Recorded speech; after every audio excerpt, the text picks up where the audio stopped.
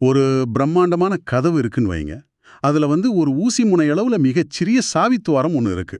இப்போ நீங்க அந்த துவாரத்தின் வழியா வெளிய பாக்குறீங்க. ம். உங்களுக்கு ஒரு பெரிய மரத்தோட கிளை மட்டும்தான் தெரியுது. நீங்க உடனே, ஓ, இந்த உலகம் அப்படிங்கிறது ஒரு மரம் தான் அப்படின்னு ஒரு முடிவுக்கு வந்துடுறீங்க. கரெக்ட். இப்போ உங்களுக்கு பக்கத்துல இருக்கிற இன்னொரு சாவித்துவாரத்தின் வழியா இன்னொரு நபர் பார்க்கறாரு. அவருக்கு ஒரு செங்கல் சுவர் தெரியுது. அவர் இல்லவே இல்ல, உலகம் அப்படிங்கிறது ஒரு சுவர் அப்படின்னு சொல்றாரு. அடுத்த நிமிஷமே நீங்க 2 பேரும் உங்களோட பார்வைகள் தான் முழுமையான உண்மைன்னு சொல்லி ரொம்ப மூர்க்கமா சண்டையிட தொடங்குறீங்க. ஆமா, இதுதான் நடக்குது. இது பார்க்க எவ்வளோ பெரிய அபத்தமா இருக்கு. ஆனா, அதாவது இதத்தான் நாம ஒவ்வொரு நாளும் நம்ம வாழ்க்கையில செஞ்சுகிட்டு இருக்கோம் அப்படின்னு சொல்லுது இன்னைக்கு நாம அலசப்போகும் மூலப்பொருள். ஹர்பன்ஸ் பட்டேல் எழுதிய அர்த்தத்தின் அனர்த்தங்கள் அப்படிங்கிற புத்தகம்தான் இன்னைக்கு நம்மளோட இந்த ஆழமான தேடலோட களம். கண்டிப்பா. நீங்க ஏன் எதற்கெடுத்தாலும் வாதிடுறீங்க? மதத்தோட பேரால் நடக்கிற உண்மையான வியாபாரம் என்ன? அப்புறம் நமது உலகமே ஒரு மாபெரும் மாயை அப்படிங்கிறதோட பின்னணி என்ன? இதையெல்லாம் உங்களுக்காக பிரித்து மேய்வது தான் இந்த உரையாடலோட முக்கிய நோக்கம். ரொம்ப சிறப்பான ஒரு தொடக்கம். இப்ப பாத்தீங்கன்னா, இந்த புத்தகம் வைக்கிற வாதம் மிக தெளிவானது. நாம அனைவருமே அந்த சாவி துவாரத்தின் வழியா உலக பார்த்துட்டு, அதாவது இதுதான் பிரபஞ்சத்தோட முழுமை அப்படின்னு நம்பிட்டு இருக்கிற விழிப்படையாத ஆன்மாக்களின் கூட்டம் அப்படின்னு ஆசிரியர் ஹர்பன்ஸ் பட்டேல் சொல்றாரு. விழிப்படையாத ஆன்மாக்கள். ஆஹா. ஆமா. அந்த சாவி துவாரக்காட்சி தான் நமது அகந்தையோட தொடக்கப்புள்ளி. நான் பார்த்ததே உண்மை, நான் அறிந்தது மட்டுமே முழுமை அப்படிங்கிற அந்த குறுகிய எண்ணத்துல தான் கணவன் மனைவிக்கு இடையிலான சண்டைகள்ல இருந்து நாடுகளுக்கு இடையிலான மாபெரும் போர்கள் வரை எல்லாமே தொடங்குது இல்லையா? எக்ஸாக்ட்லி, எல்லாமே அங்கிருந்து தான் வருது. ஆக நம்மளோட அன்றாட பிரச்சனைகளுக்கெல்லாம் காரணம் நம்மளோட பார்வையில இருக்கிற கோளாறு தான் அப்படின்னு ஆசிரியர் சொல்றாரு. ஆனா இது ஏதோ தற்செயலாக இருக்கிற ஒரு மனித இயல்பு அப்படின்னு தான் நம்ம நினைச்சிட்டு இருக்கோம். இந்த புத்தகம் அதை மறுக்குது. இது ஒரு மிகப்பெரிய திட்டத்தோட பகுதி, ஒரு நுட்பமான வள அப்படின்னு சொல்லுது. அது என்ன? காலபுருஷன் மற்றும் மாயை. இது எப்படி நமக்குள்ள ஒரு சிஸ்டம் போல வேலை செய்யுது? கொஞ்சம் விளக்க முடியுமா? நிச்சயமா. ஹர்பன்ஸ் பட்டேல் இதை ரொம்ப ஆழமா விளக்குறாரு. நமது உண்மையான நிலை அப்படிங்கிறது தூய உணர்வு. அத சுரத் அப்படின்னு சொல்றாங்க. சுரத் அடுக்குகளுக்குள்ள ரொம்ப பத்திரமா சிறை வைக்கப்பட்டிருக்கு. ஓ, ஒரு ஜெயில் மாதிரி. ஆமா. இதத்தான் காலபுருஷன் மற்றும் மாயையோட நுட்பமான செயல் அப்படின்னு புத்தகம் குறிப்பிடுது. மாயை அப்படிங்கிறது ஏதோ மந்திரவித்தையெல்லாம் கிடையாது. அது அதாவது ஒரு ஃபில்டர் போல செயல்படுது. ஃபில்டர் போல செயல்படுதுன்னா? அதாவது நமது தூய உணர்வை ஆசைகள், பேராசை, கோபம் மற்றும் அகந்தை அப்படிங்கிற உணர்ச்சிகளின் மூலமா அது அப்படியே அடக்கிடுது. ஓஹோ, அதாவது நமது உண்மையான விழிப்புணர்வை ஒரு போதைப்பொருள் மாதிரி இந்த உணர்ச்சிகள் மழுங்கடிச்சிடுது அப்படின்னு சொல்றீங்க? கரெக்ட். மாயை எப்படி செயல்படுதுன்னா, நம்ம விட அரைக்குறை புரிதலை பார்த்து இதுதான் முழுமையான அறிவு அப்படின்னு நம்மளையே நம்ப வச்சிடுது. ஒரு சின்ன சாவித்துவார பார்வையை வச்சுக்கிட்டு நம்மள ஒரு பெரிய தத்துவஞானி போல உணர வைக்குது. சரியா புரிஞ்சுகிட்டீங்க. இதுதான் மாயையோட ஆக சிறந்த தந்திரமே. நமக்கு தெரியாது அப்படிங்கிற உண்மைய மறைச்சு, நமக்கு எல்லாம் தெரியும் அப்படிங்கிற ஒரு போலியான நம்பிக்கையை அதை உருவாக்குது. ஆமா. இந்த நிலையில சிக்கியிருக்கிற வரைக்கும் நமது சொந்த திறமையாலோ அல்லது புத்திசாலித்தனத்தாலோ இந்த மாயை வலையிலிருந்து நாம கண்டிப்பா வெளியே வர முடியாது அப்படின்னு ஆசிரியர் வாதிடுறாரு. அப்போ எப்படிதான் வெளியே வர்றது? அதற்கான திறவுகோள் இந்த அமைப்புட்டு வெளியே இருந்து வரக்கூடிய ஒரு உண்மையான சத்குருவிடம் மட்டுமே இருக்கு அப்படின்னு அவர் சொல்றாரு. ஒரு நிமிஷம். இந்த இடத்துல நான் ஒரு முக்கியமான கேள்வியை கேட்டாகணும். சொல்லுங்க. இதை ஏத்துக்கிறதுக்கு முன்னாடி நாம கொஞ்சம் தர்க்க ரீதியா யோசிச்சு பார்ப்போம். இந்த உலகத்துல எத்தனையோ அறிஞர்கள் இருக்காங்க, மாபெரும் சிந்தனையாளர்கள், தலைசிறந்த விஞ்ஞானிகள்லாம் இருக்காங்க. ஆமா. அவங்க ஒரு அணுவை பிளக்கிறதுல இருந்து விண்வெளிக்கு ராக்கெட்களை அனுப்புறது வரை, இப்போ குவாண்டம் இயற்பியல் முதல் செயற்கை நுண்ணறிவு வரை எல்லாவற்றையுமே சாதிச்சிருக்காங்க. ஆமா. இவ்வளவு அபாரமான மூளை உள்ளவங்களால ஏன் இந்த மாயையோட உண்மையை கண்டுபிடிச்சு அந்த திறவுகளை தாங்களே உருவாக்க முடியாது? இது ரொம்ப நியாயமான கேள்வி. புத்தகம் இதுக்கு முன்வைக்கிற விளக்கம் மிகவும் சுவாரஸ்யமானது. விஞ்ஞானிகள் பிரபஞ்சத்தின் ரகசியங்களை தேடுறாங்க அப்படிங்கறது உண்மைதான். ஆனா அவங்க எந்த கருவியை பயன்படுத்துறாங்க அப்படிங்கறதுல தான் இங்க பிரச்சனையே இருக்கு. எந்த கருவி? அவங்க தங்களோட அழிவு அல்லது மலம் அப்படிங்கிற கருவியைத்தான் பயன்படுத்துறாங்க. இத நூல்ல அந்தக்கரணம் அப்படின்னு குறிப்பிடுறாங்க. இந்த அந்தக்கரணம் அப்படிங்கிறது மாயையால உருவாக்கப்பட்ட ஒரு கருவி. ஓ, மாயையோட கருவியா? ஆமா. அதாவது மாயை உலகத்தோட அளவீடுகளை செய்ய மட்டுமே வடிவமைக்கப்பட்ட ஒரு சிஸ்டம் தான் அது. இது எப்படி இருக்குன்னா ஒரு கம்ப்யூட்டரோட ஆபரேட்டிங் சிஸ்டம் போல சொல்றீங்களா? ஆமா, எக்ஸாக்ட்லி. அந்த சிஸ்டத்துக்குள்ள என்ன புரோகிராம் எழுதப்பட்டிருக்கோ அதை மட்டுமே அதால புரிஞ்சுக்க முடியும். அதை கொண்டு வந்து அதுக்கு வெளியே உள்ள ஒரு பரிமாணத்தை நிச்சயமா அளக்க முடியாது. அதேதான். மனத மட்டுமே நம்பி இருப்பதன் மூலமா அதுக்கு அப்பாறு உள்ள தூய உணர்வின் உலகங்களை வந்து நம்மால அணுகவே முடியாது. ஒரு பராச வச்சுக்கிட்டு ஒரு மனிதனோட அன்பை எப்படி எடை போட முடியாதோ அதே மாதிரி மாயையோட கருவியான மனதை வச்சுக்கிட்டு மாயைக்கு அப்பாற்பட்ட உண்மையே நிச்சயமா உணர முடியாது. ஆஹா, அருமையான ஒப்பீடு. உலக விஞ்ஞானிகள் மற்றும் தத்துவவாதிகள் வந்து பிரம்மாண்டமான கோட்பாடுகளை உருவாக்கலாம். ஆனா அவங்க கால்ல ஒரு கண்ணுக்கு தெரியாத கயிறு கட்டப்பட்டு அவங்க மாயைக்குள்ளேயே கீழ்நோக்கி இழுக்கப்படுறாங்க அப்படின்னு ஆசிரியர் ரொம்ப அழகா விளக்குறாரு. அப்போ அவங்களோட தத்துவங்கள்லாம் அவங்களோட தத்துவங்கள் தர்க்க ரீதியா மிகச் சரியா தோன்றினாலும் அவையும் அந்த மாயையோட ஒரு பகுதிதான். ஓஹோ, அப்படியேனால் மாயையால் உருவாக்கப்பட்ட கருவியை வச்சுக்கிட்டு மாயையை உடைக்க முடியாது அப்படிங்கிறது ரொம்ப தெளிவா புரியுது. சரி, இத உண்மையான சந்த் சத்குரு மட்டும் எப்படி செய்றாரு? அவர் மட்டும் எப்படி அந்த கயிற்றுல இருந்து தப்பிக்கிறாரு? ஏன்னா உண்மையான சந்த் சத்குரு வந்து இந்த மாயை உலகத்துல இருந்து, அதாவது இந்த ஆபரேட்டிங் சிஸ்டத்துக்குள்ள இருந்து உருவானவர் அல்ல அப்படின்னு இந்த புத்தகம் வாதிடுது. அப்ப அவர் எங்கிருந்து வர்றாரு? அவங்க வந்து மனம், உடல் மற்றும் இந்த பிரபஞ்சங்களுக்கு அப்பாற்பட்ட மிக உயர்ந்த உலகங்களிலிருந்து இறங்கி வர்றாங்க. அந்த உலகங்களை சத்தலோகம், அலக்லோகம், அகம்லோகம் அப்படின்லாம் அழைக்கிறாங்க. சத்தலோகம்? ஆமா, அது தூய உணர்வோட உலகம். இத விளக்கறதுக்கு வந்து கபீர்தாஸோட சில வரிகளை ஆசிரியர் மேற்கோள் காட்டுறாரு. ஹம் பாசி உஸ் தேஷ் கே. அதோட அர்த்தம் என்ன? அதாவது நாங்கள் அழியாத உண்மை நிலைத்திருக்கும் அந்த நித்திய லோகத்தை சேர்ந்தவர்கள் அப்படின்னு அந்த வரிகள் சொல்லுது. ஒரு நிமிஷம், அந்த சத்தலோகம் அப்படிங்கிறது நாம கற்பனை செய்யற சொர்க்கம் மாதிரி ஒன்றா? அங்க வந்து பாலாரும் தேனாரும் ஓடுமா? இல்ல, இங்கதான் பலரும் பெரிய தவறு செய்றாங்க. ஸ்வர்க்கம், நரகம், இன்பம், துன்பம் எல்லாமே வந்து மாயையோட இருமைகள் தான். ஓ, டுவாலிட்டிஸ். ஆமா, ஆனா சத்தலோகத்துல உலகியல் துன்பமும் கிடையாது, நிலையற்ற மகிழ்ச்சியும் கிடையாது. அங்க எல்லாமே நித்தியம். அந்த எல்லையற்ற மாயையோட நிழல் கூட படாத லோகத்திலிருந்து வருபவர்களால் மட்டுமே மாயையோட வளைய அறுக்கும் திறவுகோல கொடுக்க முடியும். ஏன்னா அவங்க வெளியிருந்து வராங்க. கரெக்ட். அவங்க அந்த சிஸ்டத்துக்கு வெளியே உள்ளவர்கள் அப்படிங்கறதால எப்படி ஹேக் செய்து வெளியேறுவது அப்படிங்கிற ரகசியம் அவங்களுக்கு மட்டும்தான் தெரியும். ஆஹா, அது ஒரு அருமையான விளக்கம். சிஸ்டத்துக்கு வெளியே இருப்பவரால் மட்டுமே சிஸ்டத்தில் உள்ள பிழையை சரி செய்ய முடியும். சரி, இப்போ மனிதர்கள் இந்த மாயிலிருந்து விடுபடணும் அப்படின்னு நினைச்சு ஆன்மீகத்தை தேடி போறாங்க அப்படின்னு வச்சுக்குவோம். ஆனா அங்கும் ஒரு பெரிய சிக்கல் இருக்கிறதா ஆசிரியர் சுட்டி காட்டுறாரே. ஆமா, ரொம்ப பெரிய சிக்கல். மனிதர்கள் கடவுளை எப்படி அணுகுறாங்க அப்படிங்கறத படிக்கும்போது எனக்கு வந்து ஒரு பெரிய ஆட்டோமேட்டிக் வெண்டிங் மிஷின் தான் நினைவுக்கு வந்துச்சு. வரலன்னா அந்த மிஷினை ஓங்கி ஒரு தட்டு தட்டுவோம். இப்ப பாத்தீங்கன்னா பலரோட பக்தியும் இப்படிதான் இருக்கு.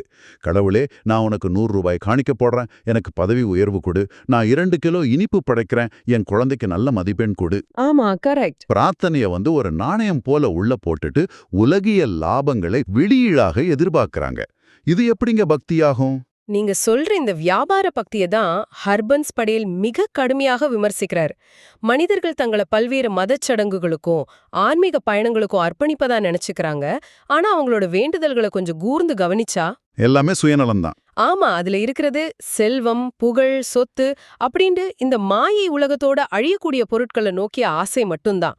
இத கபீர்தாசர் மிக கூர்மையாக சாடுறாரு. பலனை எதிர்பார்த்து செய்யப்படுற தொண்டு பற்றி அவரோட வரிகள் வந்து நெத்தியடியா இருக்கு. அந்த வரிகள் என்ன சொல்லுது? எந்த ஒரு நபர் வந்து தனது மனசுல உள்ள உலகியல் ஆசைகளை விடாம ஒரு குறிப்பிட்ட பலனை எதிர்பார்த்து மட்டுமே கடவுளுக்கு சேவை செய்றாரோ அவர் ஒரு உண்மையான பக்தன் கிடையாது. அவர் 4 மடங்கு லாபத்தை தேடும் ஒரு வியாபாரி அப்படின்னு கபீர் சொல்றாரு. 4 மடங்கு லாபத்தை தேடும் ஒரு வியாபாரி? வாவ்! ஆமா, உலக ஆசைகளுடன் பக்தி செய்யப்படும் வரை அந்த ஆன்மீக சேவை வந்து முற்றிலும் வீணானதுதான். பணமே கடவுள் அப்படின்னு நினைக்கிறது எவ்ளோ பெரிய மாயை அப்படிங்கறத ஆசிரியர் இங்க உடைக்கிறாரு. பணத்தால் தீர்க்க முடியாத எண்ணற்ற நோய்களும் மன உளைச்சல்களும் வந்தாலும் செல்வமே இறுதி சக்தி அப்படிங்கிற மாயைய மனிதர்கள் வந்து விட மறுக்கறாங்க. 4 மடங்கு லாபத்தை தேடும் வியாபாரி அப்படிங்கிற வார்த்தை பல முகமூடிகளை கிழிச்சிடும். நாம கடவுள்கிட்ட பிச்சை கேட்க போறோம், ஆனா அது ஒரு வியாபார ஒப்பந்தம் போல செய்றோம். அதுதான் துரதிர்ஷ்டம். ஆனா இந்த இடத்துல எனக்கு வந்து ஒரு கடுமையான சந்தேகம் வருது. நான் ஒரு சாதாரண நேயரோட இடத்துல இதை கேட்கிறேன். கேளுங்க. மதச்சடங்குகள், சுயநல வேண்டுதல்கள் எல்லாம் வியாபாரம் அப்படிங்கறத நான் ஏத்துக்கிறேன். ஆனா மத்தவங்களுக்கு செய்யற தான தர்மங்கள், சமூக சேவையாவது சரியான பாதையா இருக்கணும் இல்லையா? இது பலருக்கும் வர சந்தேகம்தான். ஏழைகளுக்கு உணவளிப்பது, மருத்துவமனைகளை கட்டுவது, இதையெல்லாம் மாயை அப்படின்னு எப்படி சொல்ல முடியும்? லட்சக்கணக்கான மக்கள் வறுமையில தவிக்கும்போது அதையெல்லாம் விட்டுட்டு ஒரு மனிதன் தனது சொந்த ஆன்மீக விடுதலையை மட்டும் தேடி போறது அப்பட்டமான சுயநலம் இல்லையா? இந்த புத்தகம் தார்மீக அடிப்படையில் தவறான வழிகாட்டுதல தருதோ அப்படிங்கிற கேள்வி எழுதே. இது சமூகத்துல பலருக்கும் எழக்கூடிய மிக முக்கியமான தர்க்கரீதியான கேள்விதான். வெளியில இருந்து பார்க்கும்போது சமூக சேவை செய்யறது தான் உயர்ந்த ஆன்மீகம் அப்படின்னு நமக்கு தோணும். ஆனா ஆசிரியர் ஹர்பன்ஸ் பட்டேல் இத கர்ம விதிகளோட நுட்பமான வலையா விளக்குறாரு. அவரு தானம் செய்ய வேண்டாம் அப்படின்னு சொல்லல. ஆனா தானம் செய்வதன் மூலம் மோட்சம் கிடைக்கும் அப்படிங்கிற எண்ணம் மாயை அப்படின்னு வாதிடுறாரு. ஒரு நிமிஷம். ஒருத்தருக்கு உதவுறது எப்படி வலையா மாறும்? அதை கொஞ்சம் விளக்க முடியுமா? அதாவது இந்த மாயை உலகத்துல ஒவ்வொரு செயலும் கர்மாவை உருவாக்குது. நீங்க கெட்ட செயல் செஞ்சா இரும்பு விலங்கு உடட்டப்படும், துன்பங்களை அனுபவிப்பீங்க. நல்ல செயல் செஞ்சா நல்லதே நடக்கும், உங்களுக்கு தங்க விலங்கு மாட்டப்படும். தங்க விலங்கா? ஆமா. அதாவது நீங்க அதிகமா தான தர்மங்கள் செய்யும்போது அது நல்ல கர்மாவாக சேருது. ஆனா இயற்கை விதிப்படி அந்த நல்ல கர்மாவோட பலன்களை நீங்க அனுபவிச்சே ஆகணும். அதுக்காக நீங்க என்ன செய்யணும் தெரியுமா? என்ன செய்யணும்? நீங்க மீண்டும் ஒரு முறை இந்த மாயை உலகத்துல பிறந்தாகணும். ஓ. நீங்க செஞ்ச தானத்துக்கான பலனாக அடுத்த பிறவியில நீங்க ஒரு செல்வந்தராகவோ அல்லது அரசராகவோ பிறக்கலாம். இது பாக்குறதுக்கு ரொம்ப சிறப்பானது போல தோணலாம். ஆனா ஆன்மீக விடுதலையோட பார்வையில இது மீண்டும் உங்கள அதே பிறவி சுழற்சியில அதே மாயை சிறைக்குள்ள தான் தள்ளுது. ஆமா, சிறதானே. அது இரும்பா இருந்தா என்ன, தங்கமா இருந்தா என்ன? கரெக்ட். அதனாலதான் நெறிமுறையற்ற வழிகள்ல கோடிக்கணக்கில் பணத்தை சம்பாதிச்சுட்டு தங்களோட தவறுகளை நியாயப்படுத்திக் கொள்வதற்காக ஒரு சிறிய பங்கை ஏழைகளுக்கு தானமா வழங்கி புகழ தேடுறத இந்த யுகத்தோட மிகப்பெரிய அறியாமை அப்படின்னு புத்தகம் சாடுது. இது அடுத்த பிறவிக்கான அரச பட்டத்தை வாங்குவதற்கான முதலீடு போன்றே தவிர ஆன்மீக விடுதலைக்கான வழி கண்டிப்பா அல்ல. இது உண்மையிலே ஒரு சிந்தனையை தூண்டும் கோணம். நான் சிறையிலிருந்து தப்பிக்க நினைக்கிறேன், ஆனா சிறை காவலருக்கு லஞ்சம் கொடுத்து அந்த சிறைக்குள்ளேயே ஒரு சொகுசறைய வாங்குறத போல இருக்கு இது. ரொம்ப சரியான உதாரணம். அதுக்காக மத்தவங்களோட கஷ்டத்தை பார்த்து பரிதாபப்படவே கூடாதா? இரக்கம் கொள்றது மனித இயல்பு. ஆனா அதை நம்ம எப்படி வெளிப்படுத்துறோம் அப்படிங்கறதுல தான் சூட்சுமம் இருக்கு. தானம் செய்வதற்கு குப்த் தான், அதாவது ரகசிய தானம் அப்படிங்கிற முறையே நூல்ல பரிந்துரைக்கிறாங்க. வலது கை செய்யறது இடது கைக்கு தெரியக்கூடாது அப்படின்னு சொல்லுவாங்களே, அதுவா? அதேதான். பகிரங்கமா தனது பெயர் பொறிக்கப்பட்ட கல்வெட்டுகளுடன் செய்யப்படுற தானம் அப்படிங்கிறது பெருமையையும் அகந்தையையும் மட்டுமே வளர்க்கும். அடுத்து நீங்க கேட்ட அந்த சுயநல கேள்விக்கு வருவோம். தன் முக்தியை தேடும் பக்தன் சுயநலவாதியா? ஆமா, அதுக்கு நூல்ல என்ன பதில் சொல்றாங்க? நூலின்படி இல்ல. ஒரு உண்மையான பக்தனோட இருப்பு 71 தலைமுறைகளை உயர்த்தும் அப்படின்னு சத்குரு சொல்றாரு. 71 தலைமுறைகளா? அது எப்படி சாத்தியம்? ஒருத்தன் தனக்காக தியானம் செய்யும்போது அது எப்படி மத்தவங்கள உயர்த்தும்? உண்மையான பக்தியின் மூலமா ஒருவரோட விழிப்புணர்வு நிலை மிக உயர்ந்த நிலையை அடையும் போது அவர் இந்த பிரபஞ்சத்தோட ஒரு தூய ஆற்றல் மையமா மாறுறாரு. இப்போ ஒரு அறையில ஏற்றப்படும் விளக்கு தனக்காக மட்டும் ஒளிர்வதில்லையே. ஆமா, அது சுத்தி இருக்கிற இருளையும் போக்குது. அதே போல அகந்தையற்ற ஒரு தூய பக்தன் பல கோடி ஆன்மாக்களின் விடுதலைக்கு ஒரு நுட்பமான கருவியா மாறுறாரு. இத கபீர் ஒரு அழகான பிரார்த்தனையில வெளிப்படுத்துறாரு. இறைவா, என் குடும்பத்தை காப்பாற்ற போதுமானதை மட்டுமே நான் கேட்கிறேன். நானும் பட்டினியாக இருக்கக்கூடாது. என் வீட்டு வாசலுக்கு வரும் எந்த விருந்தினரும் பசியோடு திரும்பக்கூடாது. எவ்ளோ எளிமையான ஆழமான பிரார்த்தனை. ஆமா, இதுதான் உண்மையான பக்தனோட இதயம். அங்க நான் உலகத்தை காப்பாற்ற போறேன் அப்படிங்கிற மார்த்தட்டலும் அகந்தையோ கிடையாது. மாறாக ஆழமான அமைதியான இரக்கமே இருக்கு. நல்லா புரிஞ்சுக்க முடியுது. நான் இந்த உலகத்தை காப்பாற்றுறேன் அப்படின்னு நினைப்பதே ஒரு மாபெரும் மாயைதான். ஏன்னா இந்த உலகம் முழுமையாக திருத்தப்பட முடியாத ஒரு மாயக்களம் அப்படிங்கறத நாம முன்பே பார்த்தோம். ஆமா. அப்படியானால் இந்த வலையில இருந்து தப்பிக்க உண்மையான ஆன்மீகம் அப்படின்னு இந்த புத்தகம் எதைத்தான் முன்வைக்குது? தங்களை இந்து, முஸ்லீம் அல்லது கிறிஸ்தவர் அப்படின்னு அடையாளப்படுத்திக் கொள்வதிலோ சடங்குகளை செய்வதிலோ உண்மையான விடுதலை இல்லை என்றால் பின் எந்த பாதையில தான் நாம பயணிக்கணும்? ஆன்மீகம் அப்படிங்கிறது வெளியில காட்டிக்கொள்ளும் ஒரு அடையாளம் அல்ல. அது முழுமையான ஓர் அகப்பயணம். அதாவது ஒரு இன்னர் ஜேர்னி. அதை அடைய சுரத் ஷப்த் யோகா அப்படிங்கிற உள்நோக்கிய பயிற்சிய சத்குரு கற்பிக்கிறாங்க அப்படின்னு நூல் விளக்குது. சுரத் ஷப்த் யோகா கொஞ்சம் கடினமான வார்த்தையா இருக்கே. இது மூச்சை அடக்கி செய்யற ஏதோ ஒரு உடல் ரீதியான யோகாவா? இல்ல. இது உடற்பயிற்சியோ மூச்சு பயிற்சியோ கிடையாது. நம்ம முன்பே பார்த்தோம் அல்லவா, சுரத் அப்படிங்கிறது நமது தூய ஆன்மா அல்லது நமது கவனிக்கும் திறன், நம்மோட அட்டென்ஷன். ஷப்த் அப்படிங்கிறது இந்த பிரபஞ்சம் முழுவதும் ஒலித்துக் கொண்டிருக்கும் ஒரு தெய்வீக நாதம் அல்லது காஸ்மிக் சவுண்ட் கரண்ட். ஓ, அந்த தெய்வீக நாதம்.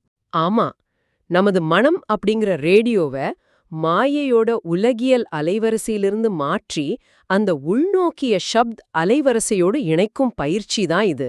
புரியுது. அழியாத ஆன்மாவை அதோட அசல் இருப்பிடத்திற்கு மீண்டும் உயர்த்தும் ஒரு லிஃப்ட் போல இந்த ஷப்த் செயல்படுது. ஆனா இத அறிவாளித்தனத்தால நிச்சயமா செய்ய முடியாது.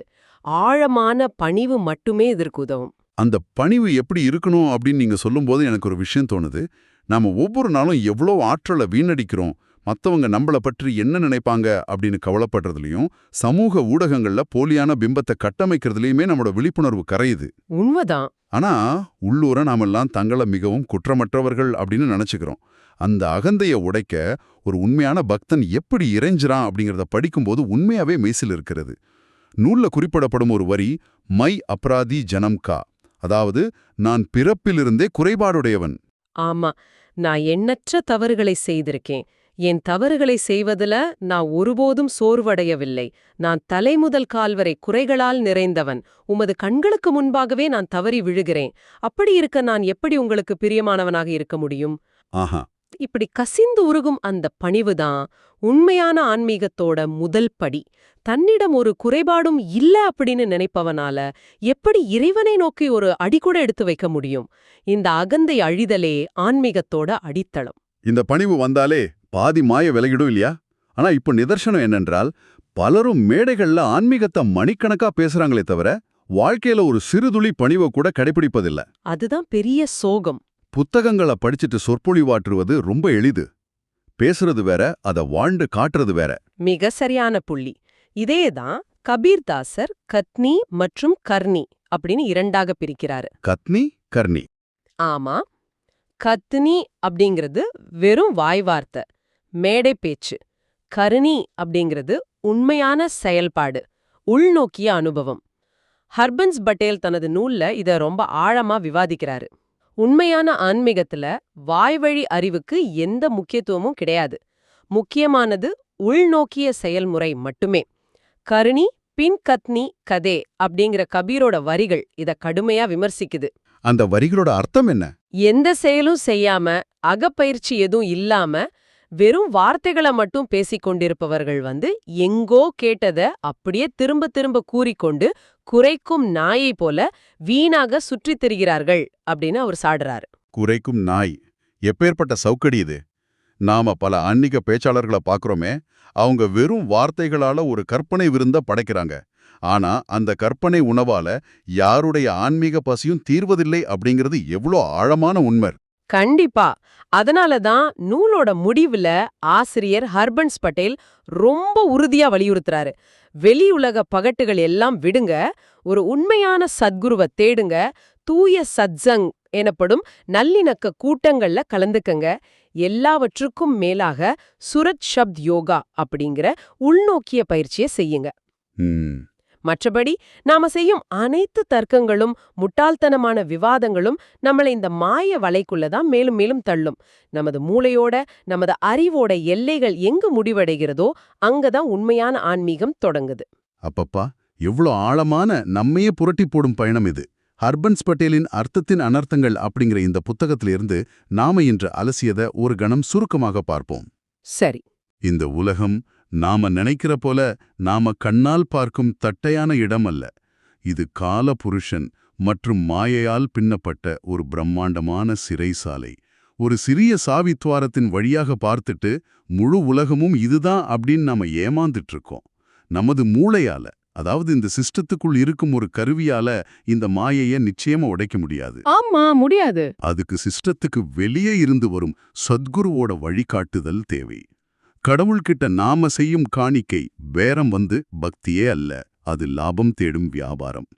உலகத்துக்கு சேவை செய்றேன் அப்படின்னு கிளம்புறதும் அது புகழுக்காகவோ அகந்தைக்காகவோ செய்யப்பட்டால் அது அடுத்த பிறவிக்கான தங்க விலங்காகவே மாறும். மிக சரியான சுருக்கம். அகந்தையற்ற எதிர்பார்ப்பற்ற செயலும் நான் குறையுடையவன் அப்படிங்கிற ஆழமான பணிவும் சுரக்ஷப்தி யோகா அப்படிங்கிற உள்நோக்கிய பயிற்சியுமே உண்மையான ஆன்மீகம். நீங்க சொன்னது போல இவை ஒவ்வொன்றும் நாம இதுவரை நம்பிட்டு இருந்த பல பிம்பங்களை உடைத்தெரியுது. இந்த தகவல்கள் ஏன் உங்களுக்கு, அதாவது இது கேட்டுட்டு இருக்கிற ஒவ்வொருவருக்கும் முக்கியம் அப்படின்னா, நாம ஒவ்வொரு நாளும் எவ்ளோ புத்திசாலித்தனமா வாதிடுறதா நினைச்சிட்டு இருக்கோம், ஆனா உண்மையில மாயோட வலையில இன்னும் ஆழமாக சிக்கிட்டு இருக்கோம் அப்படிங்கறத நாம உணரணும். ஆமா, அது ரொம்ப முக்கியம். வெறும் வாய் வார்த்தைகளை கடந்து உண்மையான செயல்ல இறங்குவதற்கான நேரம் இது. உண்மையாவே இது நம்மைகாமே உலுக்கி பார்த்துக்க வேண்டிய நமது அன்றாட செயல்களை மறுபரிசீலனை செய்ய வைக்கும் ஒரு தருணம். சரி, ஒரு மிக நீண்ட ஆழமான உரையாடலோட முடிவுக்கு நம்ம வந்துட்டோம். விடைபெறுவதற்கு முன் வழக்கம் போல உங்களுக்காக ஒரு கேள்வியை, உங்களை சிந்திக்க வைக்கும் ஒரு ஆழமான கருத்தை இங்கே விட்டு செல்ல விரும்புறேன். நாம ஆரம்பத்துல பார்த்த அந்த சாவி துவாரத்திலோ நமது அன்றாட வாழ்க்கையும் கொஞ்சம் இணைத்து பாருங்க. நமது அறிவு, நாம மற்றவர்களோடு செய்யற தர்க்கங்கள், ஏன் புகழுக்காக நாம செய்யும் நற்செயல்கள் மற்றும் தான தர்மங்கள் கூட நம்மள சிறைப்பிடிக்கும் இந்த மாயையோடு ஒரு பகுதி தான் அப்படின்னா இந்த ஆபரேட்டிங் சிஸ்டத்துக்கு வெளியே செல்ல உங்களது சொந்த அகந்தையோட கலப்படம் சிறிதும் இல்லாம இந்த வினாடி நீங்க எடுக்கக்கூடிய முதல் உண்மையான ஆன்மீக அடி என்னவாக இருக்கும்? ஆழமான கேள்வி. அது ஒருவரை மன்னிப்பதாக இருக்கலாம், அல்லது உங்கள் தவறை முழுமையாக ஏற்றுக்கொள்வதாக கூட இருக்கலாம். கொஞ்சம் யோசிச்சு பாருங்க. மீண்டும் சந்திப்போம்.